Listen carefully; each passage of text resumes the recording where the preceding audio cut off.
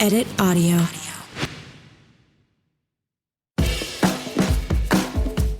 Hello, everyone. I'm Robin Hopkins, and this is Well Adjusting, where I talk to people about life stuff, but not in an NPR way.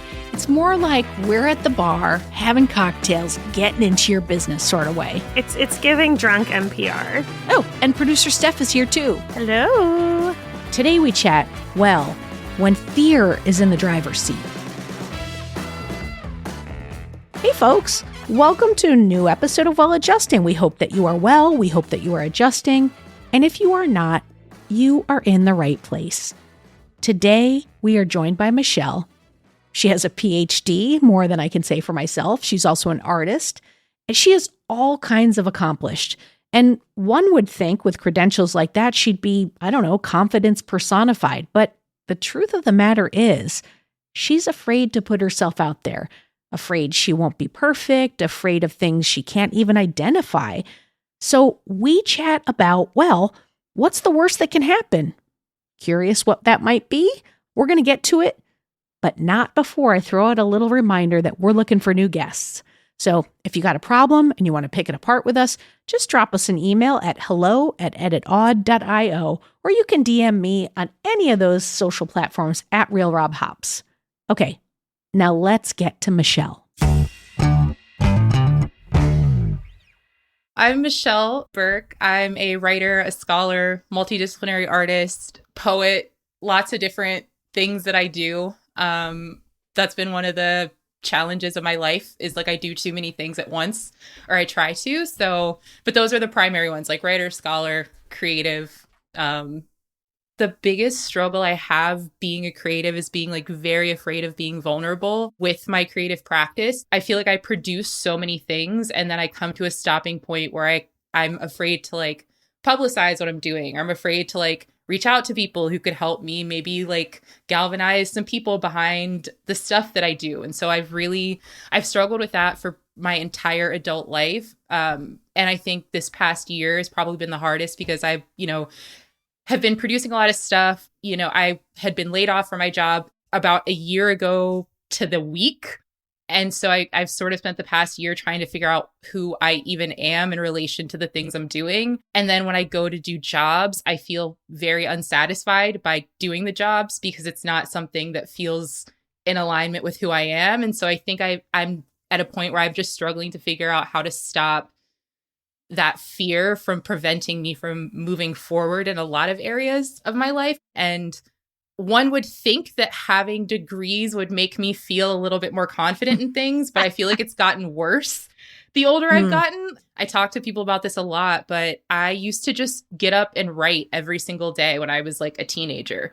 I'm a millennial. We had one family desktop. And so in the summertime, I would get up and claim the desktop so that I could do this I don't know. Some of it was scripts. Some of it was fan fiction writing. Some of it was poetry.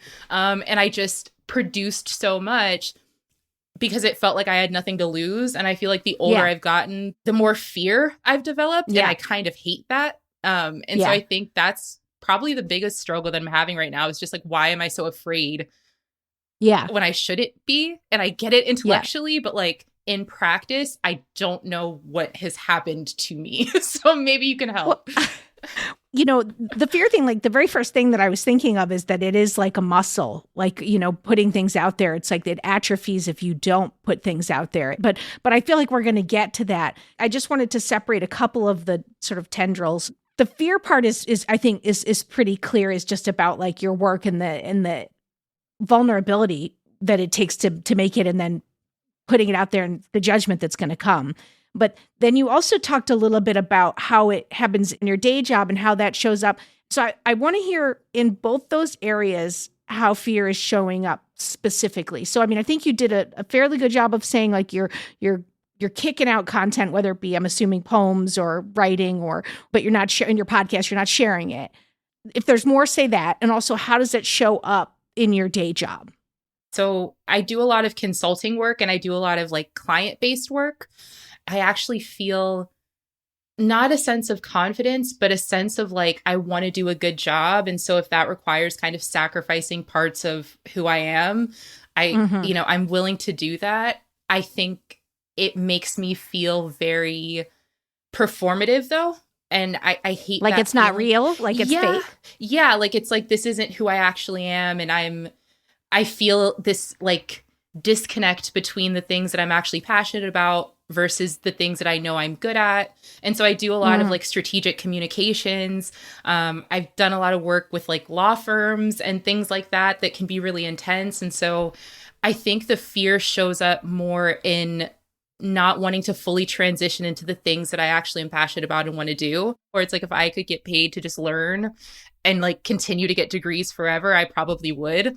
I think it's a fear of transitioning into a life that means I might not have a paycheck in the way that I want for a little bit of time, or it Yeah. means that I may have to just sacrifice like comfort or sacrifice like certainty for like the kind of this kind of unknown. And so it's like in my job, I do very well. I feel very confident in being able to do it. I'm just, I'm never satisfied, and I know why that is. And so it's a fear of just letting go of kind of where I feel like I'm supposed to be in this part of my professional life, and leaning into that unknown part of it. You know, you're grouping together two things that are kind of different things. But what's interesting is the thread with which it's showing up for you, which is that like fear and your perception of the fear. So like when you were talking about your day job, right? And you were like, I feel like sort of fake or fraud, or that you don't feel authentic when you're doing it. But I would argue that that's like when you go into a workspace, part of your job, especially as a consultant, is to read the room, look around, see who's doing what and who and what they need and what they want from you, and then give them that portion of who you are. And what's really interesting about the connection over to the fear and you not sharing your artwork is that, you know, I'm a person who has, you know, multidisciplinary, like when I look at art, like I write, I act, I love to do all kinds of stuff in that space, everything but the dancing, really. But when you come over there, like when you're writing, that is one facet of who you are. And when you're doing a different type of thing, like acting, that is one facet of who you are. And like, I think in all the areas we are like one bit of who we are. So I guess what I'm interested in is what feels inauthentic, and is that tied to you not wanting to share it? It's a feeling of, and I've always felt this way, like even when I was in school, like, and I was also an educator for many years through COVID in person, in Texas. And so the feeling of having to put on a mask or a face when I am really struggling has always been very challenging for me. And I think the past 5 years or so, the exhaustion that I felt with having to show up and sort of be okay when I'm not has become overwhelming to the point where I have such anxiety around going to work or working with clients or having to sort of put on that face. Yeah. When I'm truly just not doing well. Yeah. And so I think that's a lot of what I mean when I say like the performative aspect of it is like also feeling afraid to be very vulnerable in where I'm at mentally or where I'm at emotionally. And I think with teaching, for instance, it's like you're sort of holding on to the emotional needs of like 50 students, 60 students, a whole room at times. And they're really looking to you to sort of model how to move through a world that's really uncertain. And my fear of being able to say, like, I'm also really not doing well because I understand that it's, you know, it's required of the time and space to sort of be somebody that students can look to feel like it's going to be okay. And so I think that has translated a lot into most of my work is this feeling of like, I'm putting on a face when I am just truly not doing well and truly not enjoying this and truly feeling like this is not my passion area, and it becomes exhausting. And so I think it's the exhaustion maybe that I feel with the performative nature of it. Well, I feel like exhaustion comes when you're fighting upstream against something that your insides are telling you you want to do different. And it makes me want to ask you, what would happen if you went into a workplace or you know, whether it had been teaching. Now, granted, I'm not suggesting you come in and you're just like, the whole world sucks. Because it's like you do have a job. And, you know, the people are, it's like as a parent, even though I may be feeling that way, I can't just like let it all drop. But I also don't there's not an all or nothing thing here. I can let my kids know that I'm maybe not in a great space, but then I still have to be the parent. But I can be like, hey, I'm not having a great day. And so I'm just wondering, what do you think would happen if you started to be more authentic and you came into a space and just, you didn't come in like shiny, you didn't come in the happiest person in the world, but you just came in and you did the work, or you told people about your podcast? Like, what's the thing you think would happen? Oh, goodness. Is something going to explode? Nothing's going to explode. And the funny thing is, I would tell, if a student came to me with my same concern, I would be like, the world will not end. I promise you that. The world's not going to end if you show up not okay. I don't know why I can't apply that to myself. I think it's a fear that I'll be perceived differently from who people thought I was, maybe as somebody who has things very together or somebody who handles things very well. I think it's a fear that I'm going to be exposed for being like imperfect, even though I know I'm not perfect. I know that. Do you have a lot of perfectionism in you? It sounds like you do. Like, were there expectations of you growing up that you had to be a certain way, or are they self-imposed? Or? I really think that they're mostly self-imposed, and I don't know where it comes from. I really don't. Like, I had like a lot of independence as a kid. So like my parents worked a lot. My mom had me when she was a teenager. I did most things on my own. I applied to college by myself. Like, the school counselor thought my parents were taking care of it. My parents thought the counselor was taking care of it. I was taking care of it in the school library. And so I think I've just always sort of handled things on my own. I moved out when I was 17 and moved in with like 26-year-olds and was like the person handling the bills. And now I look at it and I'm like, how was I doing that at such a young age? And I never thought I was a perfectionist. For the longest time, I'm like, I can't be, because nothing I do is ever perfect. And it was finally like somebody was like, that's literally perfectionism, girl. Like, that's what that is. Yeah. I love how you're like, there's no connection whatsoever. And then you proceed to tell your origin story that's 100% connected. Like, you're like, I don't think there's anything there. And then you're like, meanwhile, you're like, my mom was a teen. I had to do everything on my own. It's like, I don't know what could possibly. Okay, also, the whole time I'm thinking, like, am I a perfectionist? Like, obviously. Oh my God, you shut up. Of course you are. I'm the same person. I moved out when I was super young. I feel like I do everything on my own. Like, I can't ask for help. Nothing is ever good enough. Like, I'm afraid of being perceived too. But it's just so funny because when I'm hearing you say it, I'm like, oh, that relates to me. That relates with me. But am I that?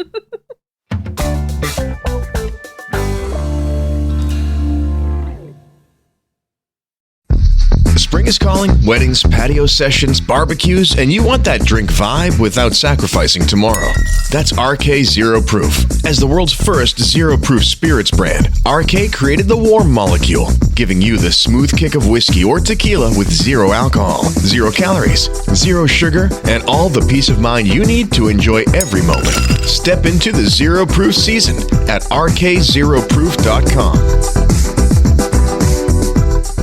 Hey friend, I'm just jumping in here to say that we've got a new way to get in touch with us. If you want to leave us some feedback, hopefully good, or suggest an episode topic or ask a question, all you have to do is go to sayhi.chat/welladjusting. The link's in the show notes, but I'll say it one more time. sayhi.chat/welladjusting. You could leave us a voice memo and we might just use it on air. And if you happen to be enjoying this episode, why not go ahead and subscribe to the podcast or rate and review us? You won't regret it, folks. Do you have trouble like letting people help you? People that want to help me would probably say yes. They would probably say yes. You're like, I can't think of anyone who's ever helped me off the top of my head. I guess it's a feeling of like, I don't ever want to impose on some, and I mean, I guess this does connect where it's like, I don't ever want to impose on somebody or inconvenience people or give more work to other people than they already have. Even, I want to be helped and I don't know how to be. And it's definitely like something to address with like a therapist as well. But no, I think I probably do have some trouble being helped and feeling like I'm afraid to ask for things and to feel the rejection of a no because it took so much for me to even ask. And then I'm like, okay, well, never doing that again. Nope. Yeah. Not going to do that. It's also odd because it's like I'm very willing to do things for other people. Like I'm like, you need a recommendation? Sure. We You need always a reference? are. Sure. Like, you need me to do this? Sure. Absolutely. And when it comes to like asking people for things, I like build it up in my head where I'm like, just send the email. Just send the email, even if nothing's going to happen from it. But it gets to be this giant monster in my head to just ask for something. And I don't know, maybe you can help me with that. Maybe. Well, I mean, your fear is palpable. It really is, like in everything you say, it's like there's an undercurrent of it and all the ways that you're approaching stuff. But I think that there's this whole piece that's tied to like how you grew up that it's like, I don't think you can jump over.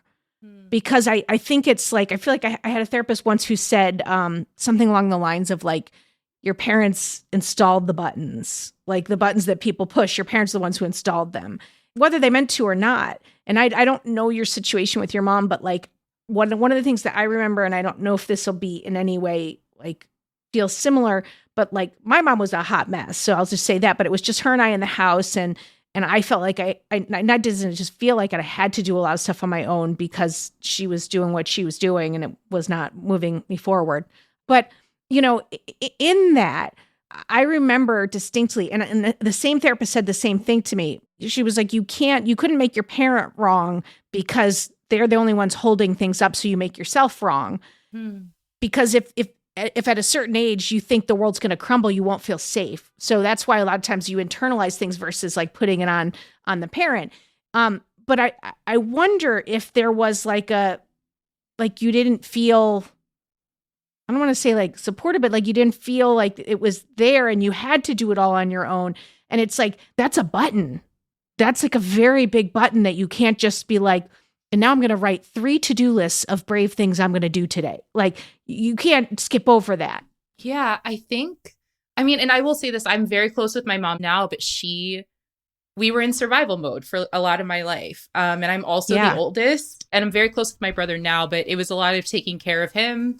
And my mom, love her. She's one of the hardest working people I know. She works very hard. And so I think I probably internalized some feelings about work and not wanting to just relax. Like she is somebody who's never bored because she's like, how can you be bored? There's so much to be done of person. And so I think I've always internalized this idea that like I need to be working. I have to be working. I have to be making money. Like there's no stopping.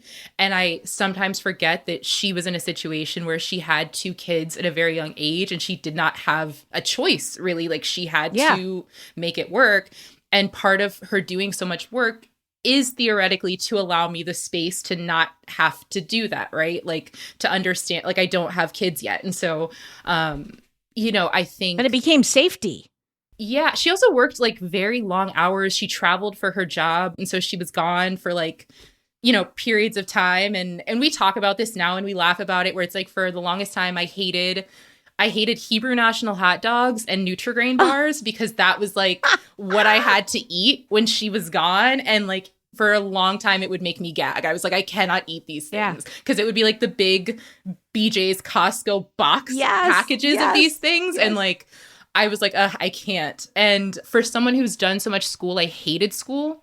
I could not stand going to school. And so I would often just like not show up if she wasn't home or like I would like forge notes so that I could get out of class. And like, there was one time I remember I did it. I had just given up and I did it in like basically crayon. And the attendance lady was like, this is not, girl. Come on, Michelle. Like, this is She's not. Like, do better, Michelle. Yeah, do better. Kind of. And so it was like, I loved learning, but I hated being in school. I felt so trapped. And I was very much like, I want to learn the things I want to learn.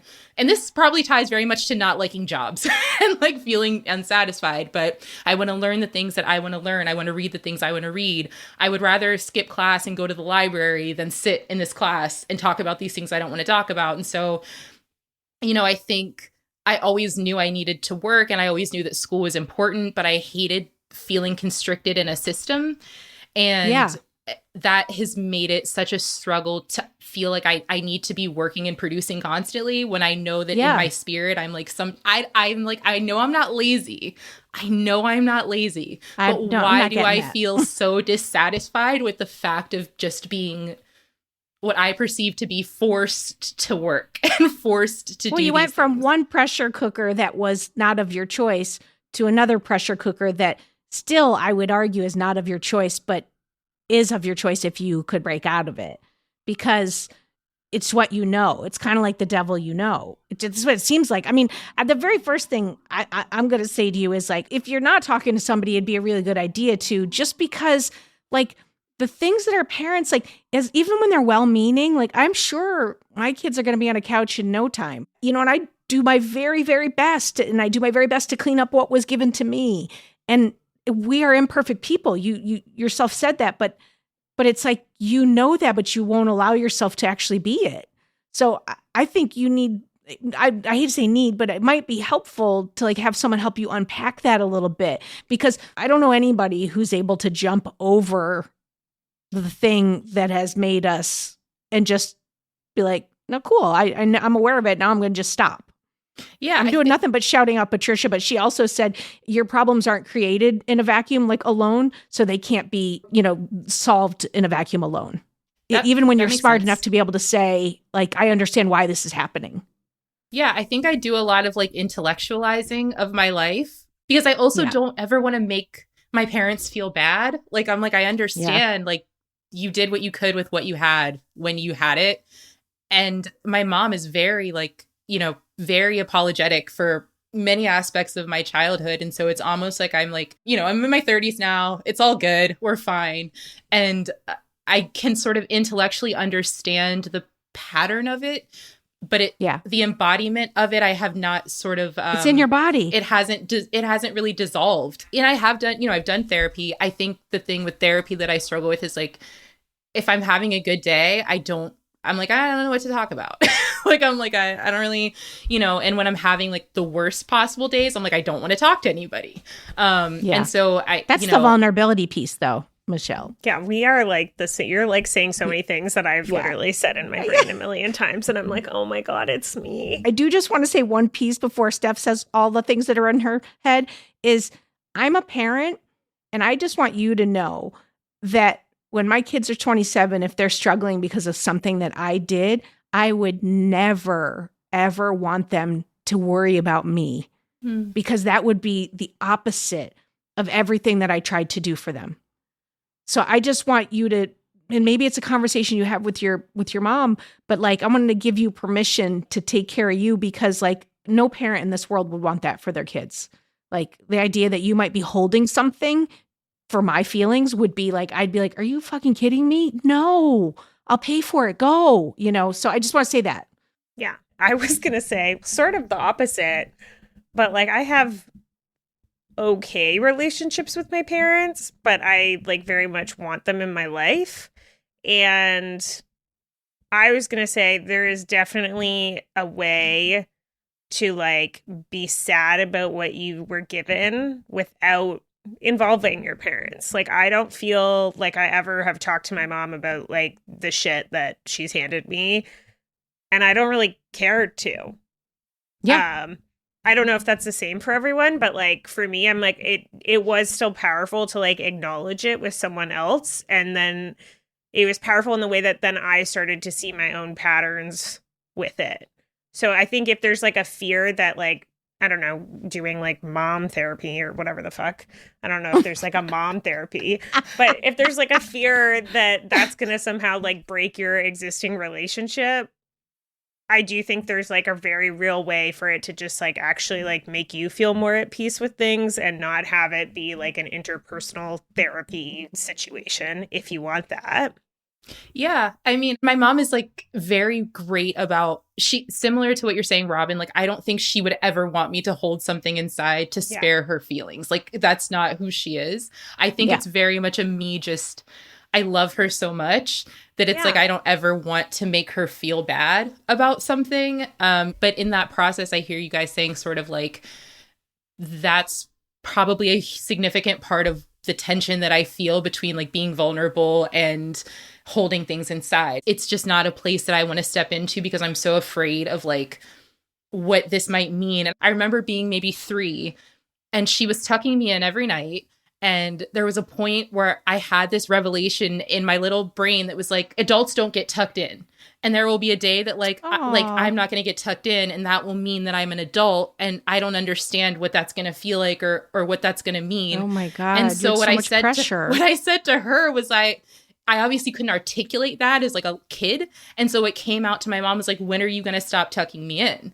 And I knew as soon as I said it, I was like, she's going to stop tucking me in. And that's not what I want. I want the opposite. I want her to tuck me in forever because I don't understand what life will be when she's not tucking me in. And sure enough, she like stopped tucking me in pretty soon after that. And so it was this feeling of like, I said something that then had an impact on my world. And now I don't want to say things because then it's going to make things happen. And again, like I was very little, but this is such a like resonant feeling for me of like when I say things, it's going to mean other stuff. And I feel like that is just such a like core memory for me. It's like, I don't want it to ever stop, but I said the wrong thing. And then look what happened. And so it's like, I don't know if that'll make sense, but this all makes total sense. And what's so interesting is like the thing that I would want to suggest is like kind of like a vulnerability list or like a putting myself out there list, like, but maybe come up with some cooler name for it. But like on that list, and it may not be number one, is to talk to somebody. But you might start off smaller and it might be like, all right, today I'm going to tell 4 people about my podcast, or I'm going to make a post on social, a clip for my podcast, or I'm going to write something down and I'm just going to read it for myself, but I'm not going to share it with anyone, but it's something that I'm nervous to talk about. Like, so maybe you start in waters that are really safe, that are just for you, and you just keep building on this muscle of sharing because it's, you're out of practice. And how could you do it, Michelle? The stakes in your head are life and death. Like, I know it sounds like to say, like, you said one thing, the power of your voice took your mother away from you, from tucking you in at a time when that was a lovely feeling. You probably have a million examples of that. Yeah. So, and the stakes are very high. So I would never minimize that. I would never be like, hey, you should be out there doing more shit. Start easy and gently. You're a writer. So a journal feels like a pretty great place to start. And so does a list, something that you can refer back to, that you can see, oh, I did that. I did that. If I did that, I could probably do this. Yeah, it's a little scary. Like I was just going to ask you if that's scary. No, it's very scary. Like my people who've been mentors to me, like my dissertation director, like I'm so afraid to reach out to those people, or I have been. They had so many expectations of me, and like, look at where I'm at in my life. Like I'm like, not doing any of the things that I think they put so much stock into me doing. And honestly, like I finally reached out to like my dissertation director for my PhD, and he was so happy to hear from me. For the past 5 years, I have not spoken with this man, and he was happy to hear from me, but it took so much for me to even just send a hello message to somebody who has done nothing but support me. And, it's to your point, trying to take like very small steps in terms of my vulnerability to be like, it's just an email. It's just a phone call. That's it. Like, it's not a big deal. But in my head, I'm like, man, like, what if like I'm the worst? I don't know. Like, I'm like, I know there's no way I'm like the worst student there's no way. Like, I know this, but it's the feeling in my head of like, I haven't measured up to these expectations. I've been very supported in my life by mentors, by parents, by family members. Like, I do feel supported, but it has been a lot of pressure of like, a lot of expectations of where I'm supposed to go and how I'm supposed to go there or get there. And when I don't meet those expectations, a deep feeling of like shame, and like that shame then translates into these like fears of even staying connected with people I care deeply about, which leads itself into a whole different conversation about like being avoidant and like not building. They're all connected though. Those same bridges that could help me. It's like those things, right? The earlier thing we were talking about where it's like, do you ask for help? And it's like, no, you don't. No, you don't. Not really.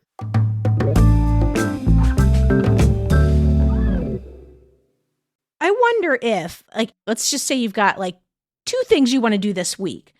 Like, normally I'd be wanting to say, like, write down all the 9 or 10 things that are going to come from sending this email to this guy. But I feel like you already have so many expectations on yourself about outcomes that seems like not the right thing to do. I wonder if it might be helpful. And this is where I think is what's really cool about this work is like you'll get to play in this space and see what works for you and what doesn't. But I wonder if what might be interesting is for you to write down what the cost is.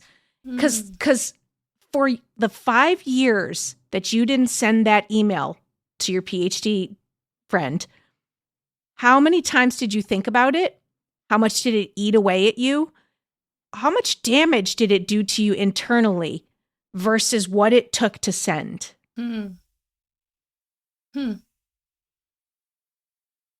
That's a really good exercise. I got my pen out because I'm like writing it down. Like whatever your number one is, and I do, of course, I'm going to ask you, which you don't have to answer, but like whatever, like some of your earlier things are, like one might be like, okay, like what's the cost? Another one might be, what am I really scared of? Or someone else, was it you, Steph? Yes, it was Steph. Oh my God, we had drinks the other night, and she said something about when she's scared of something, she literally acts as if the worst possible thing's going to happen. And like, I was like, that's really interesting. I mean, it's kind of like a fucked up way of dealing with Totally.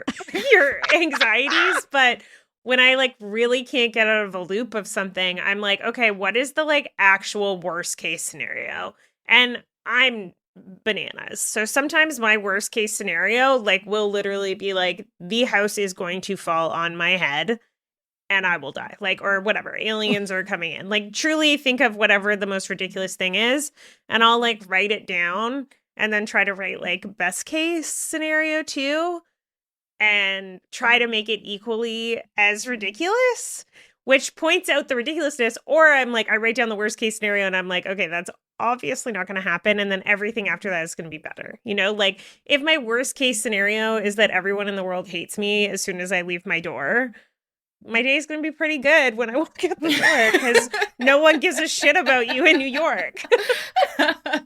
I think for me, thinking of the worst case scenario, though, is like the challenge is I truly believe it could happen. Like, I really am like, I could walk out the door today and everybody truly could hate me. Like that really. Then you need to do the opposite one, which is like if that's what if worst case scenario, what if best case scenario, and I want you to do it like to the same extreme. So like I walk out the door and every single person is like in love with me. And then because you're not that in love with yourself, that will seem ridiculous and it will point out how ridiculous the other one is. At least that's what it does for me. I'm like, well, not everyone can be in love with me. So then I'm like, oh, well, then probably not everyone can despise me either. Like that's. But I think no matter what it is, whether it's that or like the cost or whatever, just experiment with the things of like writing things around what's getting in the way of you doing it, what your fears are around it, and then I would say attach times to it, by whens. I will do this by Tuesday. I will do this by Thursday, just so you can see. And if Thursday passes, then you can do some journaling about, all right, like, let me be real honest with myself here. Why did I not do it? And just explore this conversation because there's probably a lot in there of what stops you, which makes me want to ask you, like, do you know, you got a journal in front of you right now and you want to put some soft things on your list. I'd love to hear 1 or 2 soft things, a medium target, and a hard target. And if you're not comfortable, that's okay too. I think the soft things, like I said, I'm trying to start doing more of the like reaching out to people that I've been afraid to talk to. Love it. And I've got a couple of people on that on that list. The medium things, I need to be working on my podcast. I really do. And I think I stopped for, I haven't released an episode since December. Well, you're going to tell people about your podcast. So I'm just telling you, that's going to be one of the things that's going to happen.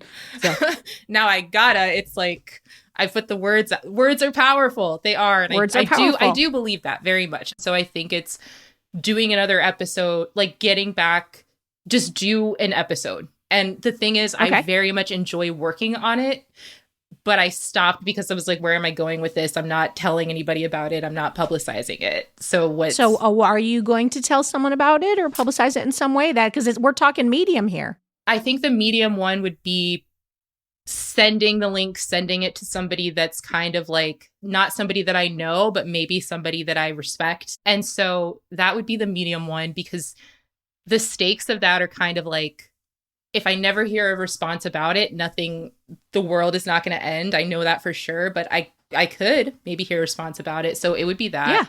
The hard one,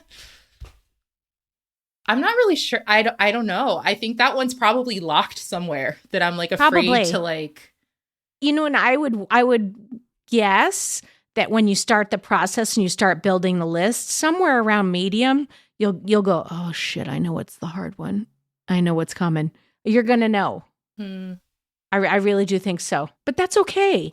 So, you know, like Medium could be reaching out to a therapist. Medium could be, you know, like group therapy or just having a party with people that you haven't seen in ages, or organizing something at a bar with people you haven't seen in ages. Like you're going to know what to put. I believe you're going to know what to put on this list. So something I saw it on TikTok where someone is like, you know, aim for 1,000 rejections. And that's what prompted me to sort of reach out to my dissertation advisor and be like, look, like whatever. And I think even with reaching out about this podcast was sort of a like throwing it out there sort of thing. Because I was like, who knows? Maybe not. So I'm right at the baby beginnings of, I think, some of the things you're talking about. And I think the exercises that you've both given me are really going to help with sort of defining those things for myself in a way that I have been really afraid to do. The therapist thing is important because I had a therapist until the end of last year. And then I just kind of like, this is vulnerability moment. I just kind of stopped going. And she reached out and she was like, where are you at? Hey. Where you at, girly girl? Hey. I've been like, oh, now she's mad at me. And it's like, she's not mad at you. She's a No, therapist. she just wants to help. It's fine. But in my head, as I've said, I've now built it up to this thing where like, now if I respond like 2 months later, what's going to happen? And it's like, what's going to happen is she's going to bring you back on and be like, she sees people every day who are challenged by the same things that you are. And again, it's that intellectual part of my brain that knows that. And then when I go to send the email, it's the blockage of like the fear. And it's frustrating because it's like, let me not be frustrated with myself. It's the added upset with myself about not doing the thing on top of not doing the thing. Yes. Yeah, you're punishing the added yourself. is so much worse. Yeah. And so it's much like, worse always. How about don't act like there isn't going to be a frustration or there isn't going to be a fear, but you do it in spite of. It's never going to go away. It is part of who you are, but you can do things in spite of that. And you can move through them. Keep a note stock of things you want to talk to the therapist about for the days when the things you want to force yourself to talk about for the days when nothing's going on. I have the same feeling about my therapy. And so I used to tell my therapist that, and I would be like, if I don't have anything, like these are things to get into. Ooh. And honestly, it was kind of nice because then I didn't have to bring things up, which is my other great habit, is that even if there are things to talk about it, I'm like, no, everything's fine. I'm great. And then my therapist is like, all right, so let's talk about your dad. And I'm like, oh God, what have I done? But it is helpful in the long run. Yeah, for sure. Have you ever read Stephen King's book on writing?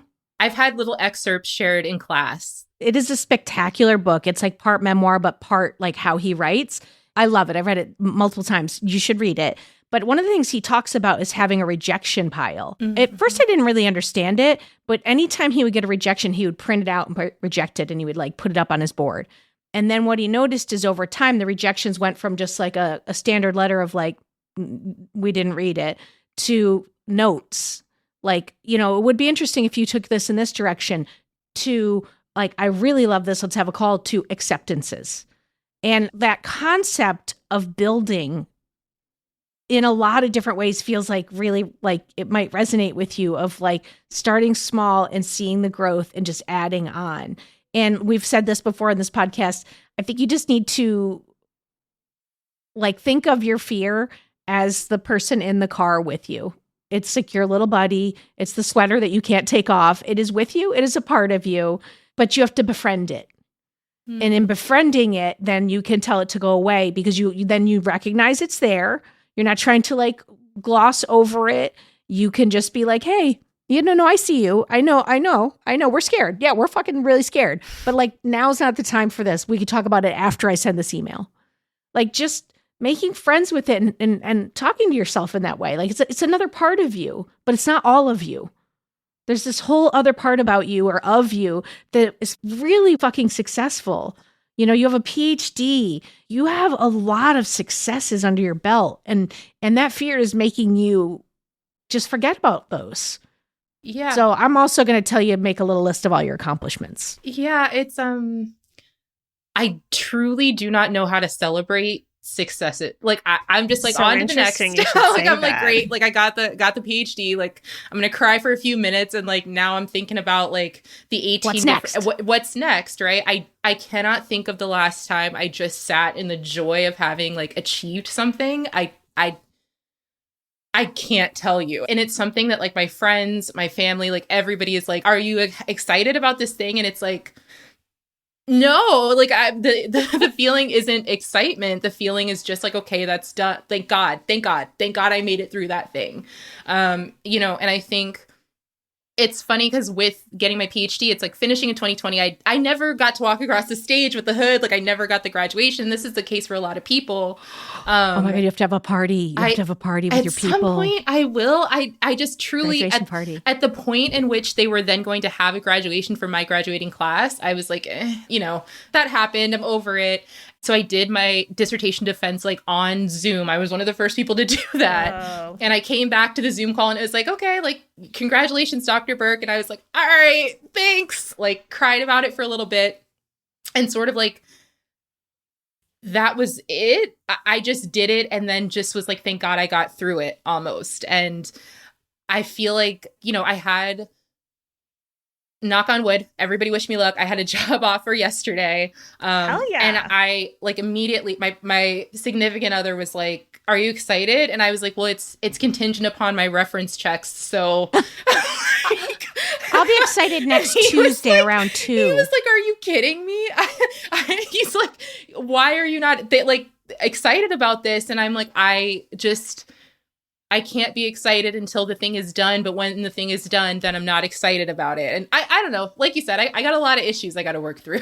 Well, I'm going to say I would like because I'm going to call this a soft item for you to throw a party. It doesn't have to be a big party. It could just be at a bar or if you don't drink, like at a park, I don't care, with some people close and just be like, I'm celebrating 5 things, my PhD, this job offer, and give me 2 or 3 more things. Like Michelle got her groove back, and you create a theme and just have a get together. I want to challenge you to do that. That's a medium thing for a human like I myself. feel like that's pretty big because it's being the center of attention. Well, okay, so then a dinner with your boyfriend. I want you to do it. I want you to do it. I think it's a great idea. No, it is a perfect medium thing because there is no bad part of that. Like no, what there's no you see bad some part of people that. Celebrate yourself. I mean, we've talked a lot over the 100 and some odd episodes of this podcast about celebrating ourselves because for the longest time I didn't know how to celebrate without a cocktail or jamming some food in my face. And for a very long time it was just, I guess I'll take a bath. And now it's become other things. Take myself to the movies, take the afternoon off, take a nice walk. Sometimes even like healthy things like go to the gym. That's celebrating myself. But build your list. I'm going to try. Lots to do. This is the most homework we've given in a while, and it is not. But like, why do I feel like Michelle's gonna like leave this and be like, "All right, I can done." nail it. I know. 6 months. We're she'll be getting like, a message in a "Perfect." week that's like, "Okay, new problem. I finished all the homework." I had a party to tell you I finished the homework. Okay, that's done. Check. Check. Before we leave, do you feel like you have like a little wrap up of things to do? Like, what are you gonna take away from this homework wise? I'm taking away from it the exercise of writing down the worst possible scenario and the best possible scenario and trying to reconcile the fact that it's probably not going to be either of those, but it could be. And if it is, that's okay. Yeah. And then also I really like the idea of The soft things I'm starting to work on, pushing myself to do the medium things so that I can suss out what's the hard thing that I'm sort of avoiding, that I'm not even wanting to think about. I'm really excited to see what that is. Whether or not I do it immediately, whether or not I pursue it, just figuring out what that thing is, I feel like will give me a significant amount of clarity around what I'm really scared of.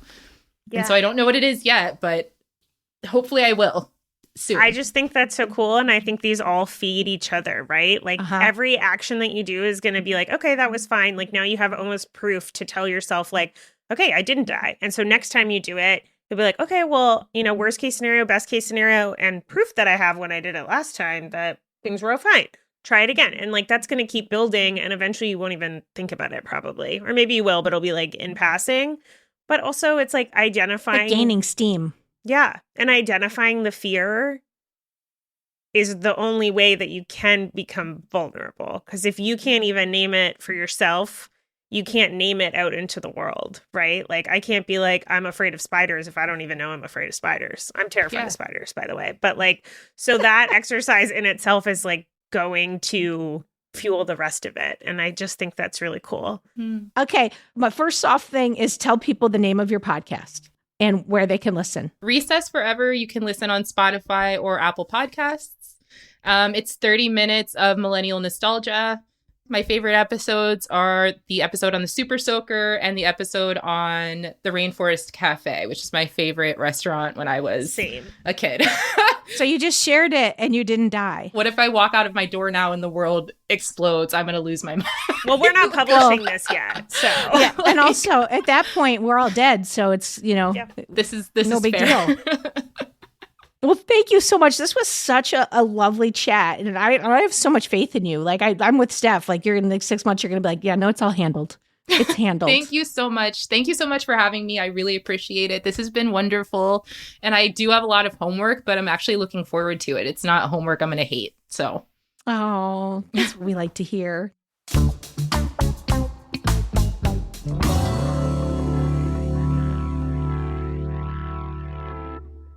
All right. Before we leave today, before we end this podcast, what's one thing you're afraid of that you're going to do right now? And what's your fear?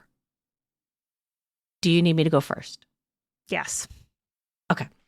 I, as you know, have been looking for freelance work because I don't really have anything for a couple months lined up. And I find myself like in such a state of fear of the state of the industry, of like, what if I can't find the right thing? Like somebody will want me to work too much and then I won't be able to do my acting stuff, or they won't want me to work enough and then I don't have any money, or I'll reach out and no one will respond. So I am doing nothing. I mean, I'm doing a little, but very little. So I'm going to get back on my game this week of hitting up, you know, my tier 2 emails that I need to send out. And I have had a bunch on my to-do list for some time that I keep just moving over to next week. I'm going to kick those out this week. Oh, you're going to do it. Oh, I love that. By next Friday. Wow. That's impressive. I love that. Well, I just have a few things on there Yeah. that I've been kicking down the road. Okay, what's But yours? you know your fears. Okay, so I have this trip coming up that I'm going to Asia for work, and I got this list of people and companies that I could get introduced to, and I was like, oh yes, this would be great. This would be great. I did all the homework to like identify who would be great to have a meeting with. Okay. And I also like posted on LinkedIn being like, I'm going somewhere, introduce me to people if you know them. But I haven't really done any like active work because I'm scared of getting rejected. Oh, What's so stupid is it's not even like a fear of getting rejected by the person that I want to meet with.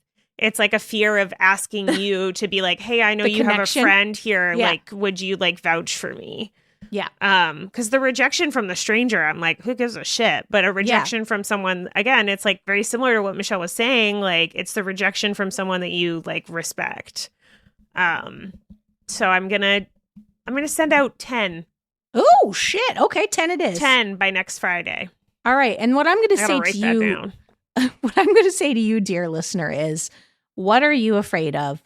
And what are you going to do this week Ooh. Maybe a soft thing, maybe a medium thing, and maybe if you're not up to doing a hard thing, you identify a hard thing. Okay, friends, that's it for today. But before we go, I want to say so many thanks to Michelle for her bravery of reaching out and sharing her story. I mean, that is the first scary thing that she has already accomplished. So go out and listen to her podcast, people. It's in the show notes. For more Robin, and you may need that, you probably don't need it, but like if you do, you can follow me at Real Rob Hops on all the platforms, all the socials, as the kids today say. Well Adjusting is an Edit Audio original series. It's exec produced by Steph Colburn and Robin Hopkins. Our producer and editor is Maria Passingham, and our production manager is Kathleen Speckert. Thank you to the entire Edit Audio team and to you for listening. Oh, hey, before you take out those AirPods, this show is just for entertainment. If you are in need of help, please, please, please reach out to a professional. Go ahead and get that help. You deserve it.